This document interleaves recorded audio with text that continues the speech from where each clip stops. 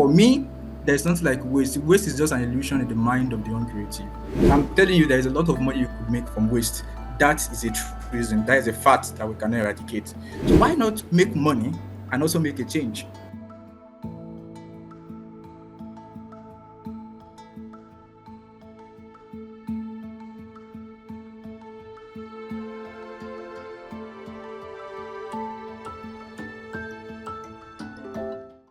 Hello, welcome back to the Green Shift. I'm your host, Comfort Ape Francis. This week we are talking money. Yes, climate versus the economy. There's a myth we need to bust today that going green is too expensive and that sustainable development is a luxury Africa can't afford. But what if I told you that investing in the planet is actually good for business? What if climate solutions create jobs, drive innovation, and reduce poverty? Let's break it down. We often hear this argument, sustainability is great, but we have bigger economic problems. But the truth is that these aren't separate issues. The economy and the environment are deeply linked. Think about it. Drought affects agriculture, flooding ruins road, heat wave kills productivity, and fossil fuel dependency drains national budgets. On the flip side, green businesses are booming. Renewable energy is now cheaper than coal in most parts of the world. The global green economy is expected to hit 10 trillion by 2030, and Africa is uniquely positioned to lead sectors like clean cooking, regenerative farming, and waste innovation. That brings me to today's guest. Joining me today is Bankole Oyedamola Ayomide, a passionate climate advocate, first-class philosophy graduate, and the visionary founder of Waste to Art Nigeria, a youth-led initiative transforming waste into tools for sustainability, education, and empowerment. Bankole, welcome to the Green Shift, and we're excited to have you here today. Hi, Comfort. I'm delighted to be here. How are you doing today? I'm great, I'm doing good. I'm happy you're here today. How is the weather over there? Well, it's nice. The weather is nice over here. I'm grateful. Nice having you. Thank you. You're welcome. Okay, tell us.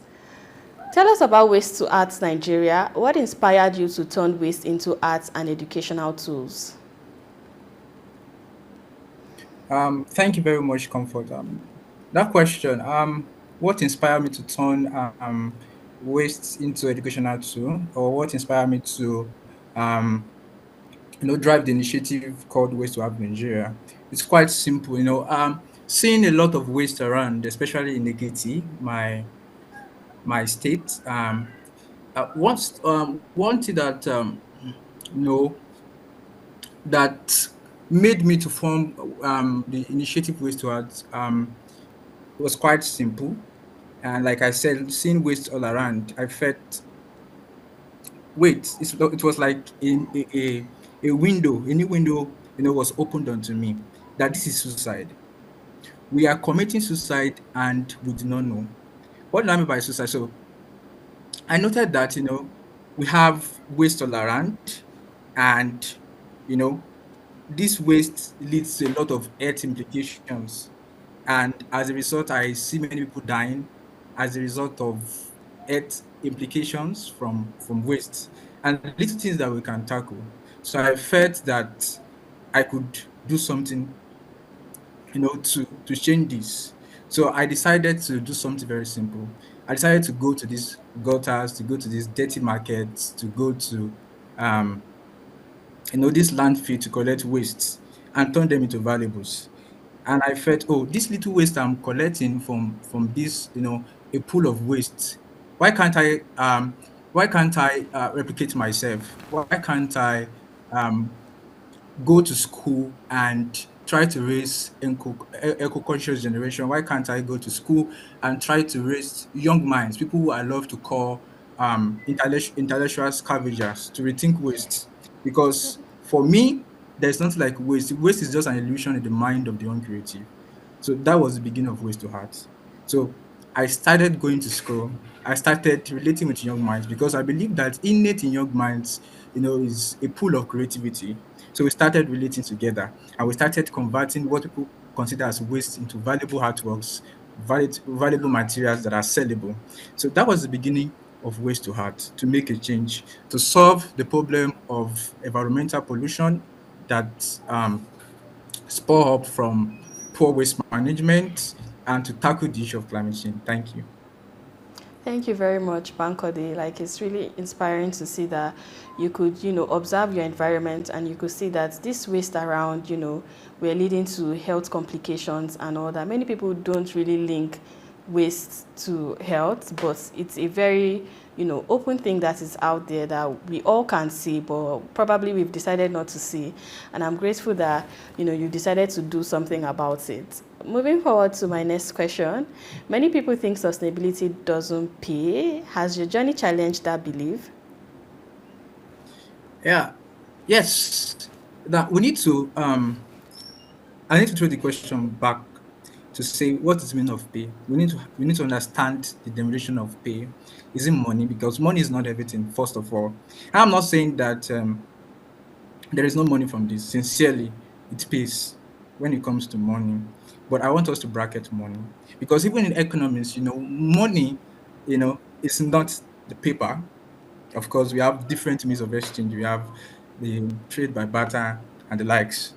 But of course, I would like to bracket money because why many people fail to venture into turning waste into something valuable, into sustainability is because they wanted this quick get rich quick freedom is the problem. So they wanted to get wet. I'm telling you, there is a lot of money you could make from waste. That is a truism. That is a fact that we cannot eradicate. But look at it. Like I said, I wrote a quote when I saw a lot of waste around me. I wrote it and I said, don't beg humans not to commit suicide. If they cannot pay rapt attention to the vital signs of Mother Earth, then let them kill themselves. We Wow. need to make Mother Earth recuperate. I was not I wasn't advocating for suicide. I will not do that.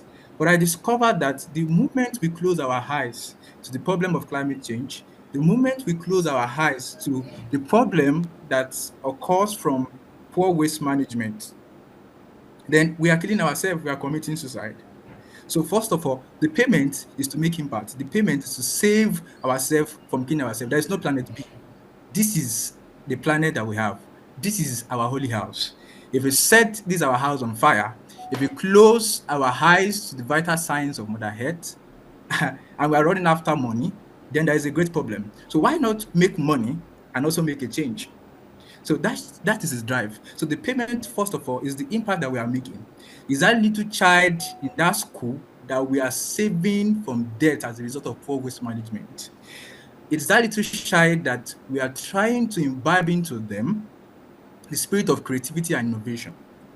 And as we begin to innovate, that money comes. So we don't chase after money, but I need to tell us that money will come. That is the true reason. But the impact, sustainability pays. And it's time for us to start looking at green economy. It's time for us to start looking into how we can convert weight into valuables. Money is in waste, I tell you. So let me just finish with this particular mantra. I will say that there is cash in trash. There is cash in Actually, trash. there's cash in trash. I think around my neighborhood, I see that a lot of people are into plastic recycling now, like the informal sector. You go around and you see people picking, your pet bottles that you left in the trash if you're not recycling. And I would say it makes me happy. It makes me happy to see that people are beginning to see the economic value that nothing is actually trash, just cash in trash, like you've said. Moving Yes. forward, Yes. what's to my next question? What kind of economic or social impact has your initiative had on youth and communities you've worked with? Yeah, a great impact, a great impact. And looking for where we began, from nothing, it was just passion. It was just passion. And first of all, to see the happiness, all over the faces of these young minds, to see that from going to schools, where there are a lot of waste around, and you were able to make impacts in the life of these young ones, to make them rethink waste and start turning this waste into something that will bring money. It's something great. So it's great impact. Seeing, number one, we have been able to change young minds' perspective about waste. They are now seeing waste as opportunity. we'll be able to train young minds to be able to convert waste into something that can bring money, something that is valuable. So apart from saving themselves from you know, the looming danger of debt and a lot of health implication from waste, we have been able to make a lot of impact. But let's say, for instance, going to Dockers Palace School was a very good game changer. It was a game changer for them. I saw young minds who are eager to convert waste, convert waste into something that, it's sellable.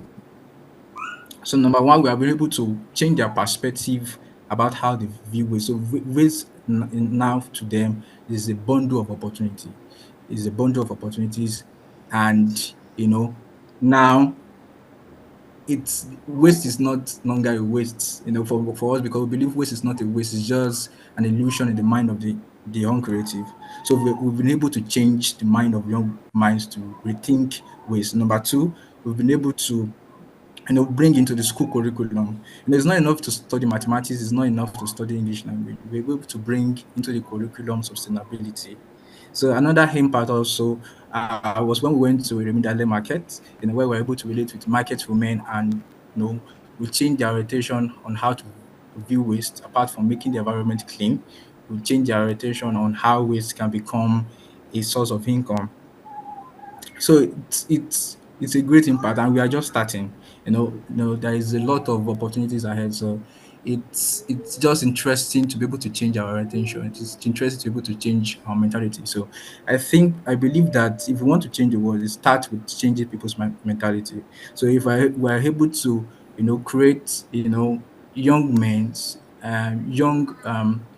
young men and young women, in this case, young school students, if we're able to change their mind, now to see waste.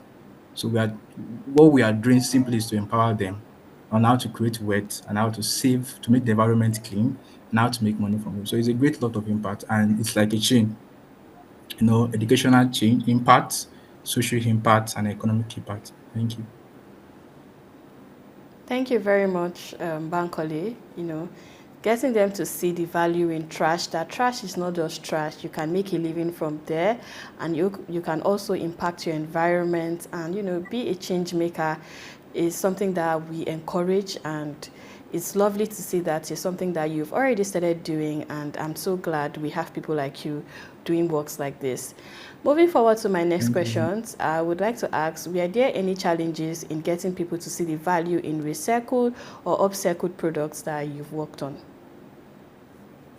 Yes, yes, there are a lot of challenges. Number one, let's talk about challenges from within. To see, yourself on the dump site picking trash. Two Yeah. things: is either you are mad or you are jobless. It's either you are mad or you are jobless. So first you have the challenges from yourself. First of all, I don't always deal with externalities. I don't deal with the external, obstacles.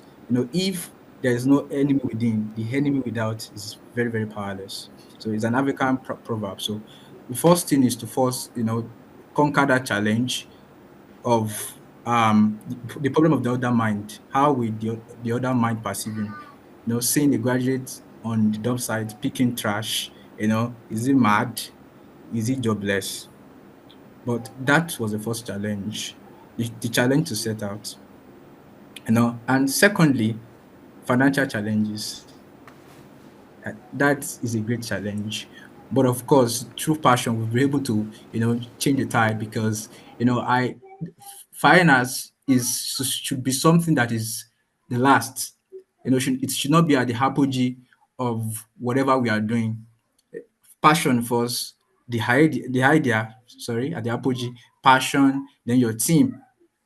So even though we have problem around finances, but now when we started, now we became a magnet. People start coming, So the first thing is, is to first conquer the challenge from within, then externality like finance, and it's a lot, but we thank God that we are able to start, and the initiative is growing, and creating ways to art clubs in school, and changing the minds of young ones is something that I'm always happy about and passionate about.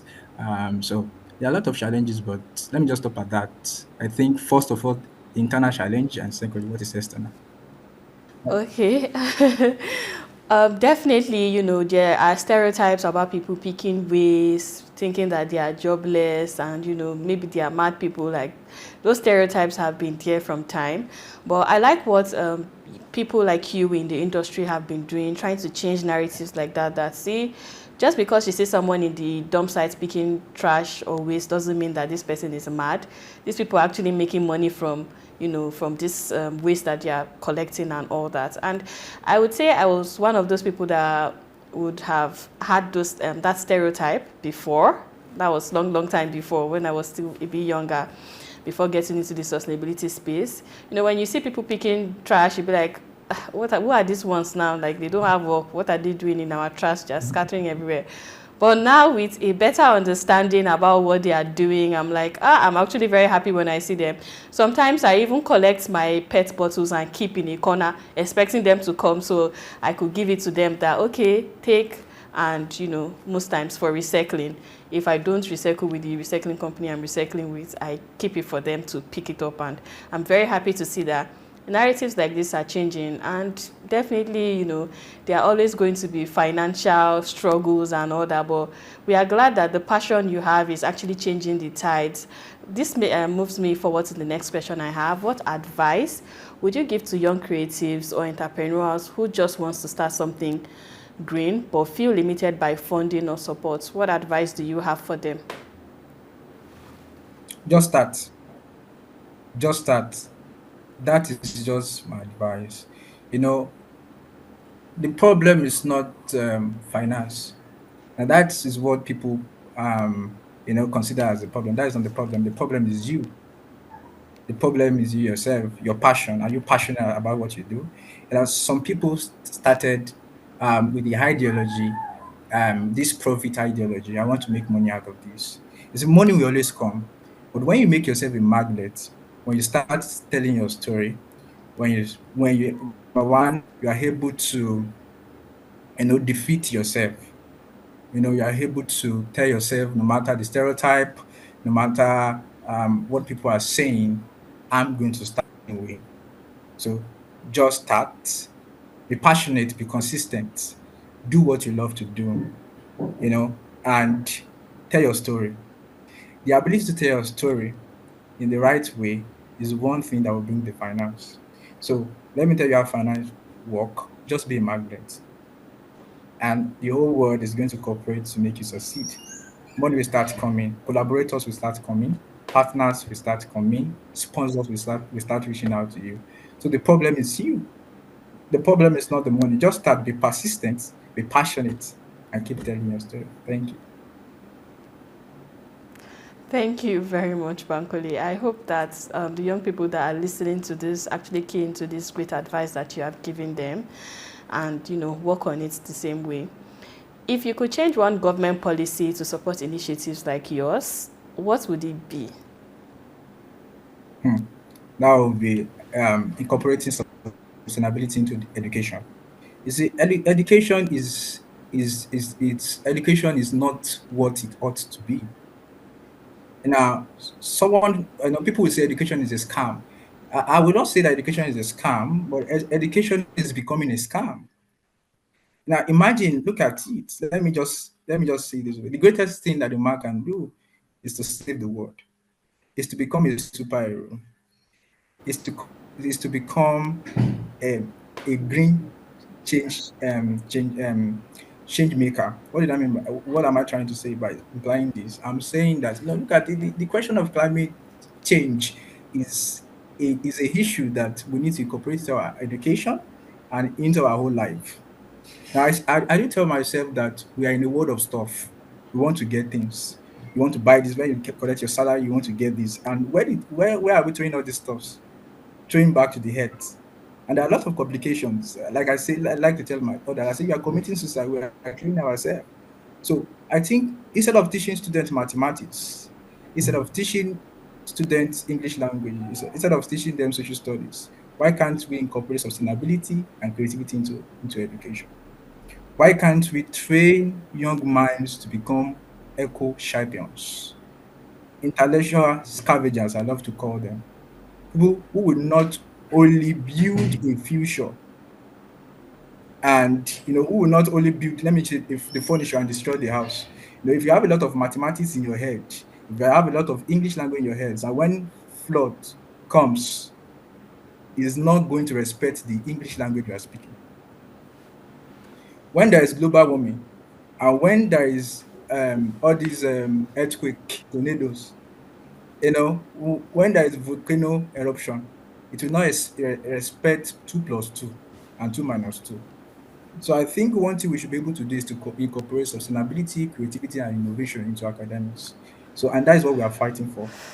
Whereas we are looking into how government can rethink education, and instead of creating robot zombies who only know how to calculate 2 plus 2, but we go back home and dirty the environment, throw stuff out there, and get malaria and get diarrhea, and possibly it may lead to death. So I think we should start with rethinking education and turn education to what it ought to be. Thank you. Thank you very much, Bankole. I actually do agree with you on everything that you've said. We actually really need to look at education, climate education, changing the narratives starts with, changing our minds. So we need to start educating people more. I know we've been doing a lot on climate education and advocacy, but we still need to do more. There's much more we need to do when it comes to changing people's mindsets about sustainability. And it's amazing to see what you've been doing. Your work is so inspiring. It's not every day you see people who come up with ideas of changing waste into art for sustainability and educational materials. It's not every day you see people like that. And this just shows that you're a living proof that sustainability and creativity are powerful tools, not just for advocacy, but for economic transformation. And I want to say thank you very much for sharing your journey with us, Bankole. It was lovely to have you on the show. Thank you very much, Comfort. Thank you for having me. I'm excited to be here. Thank you. Thank you. Moving forward to quick facts, Africa could create green jobs for 60 million people by 2030. Every $1 invested in climate adaptation generates up to $4 in benefits. Solar mini grids are creating reliable energy for millions of Africa. Here's your challenge this week. Find one green business in your community and support it. Share about them on social media using the hashtag #TheGreenShift. Let's rewrite the story that sustainability is too expensive. Because the truth is that climate change and climate action, it actually pays off. I'm your host, Comfortable Francis, and this has been The Green Shift.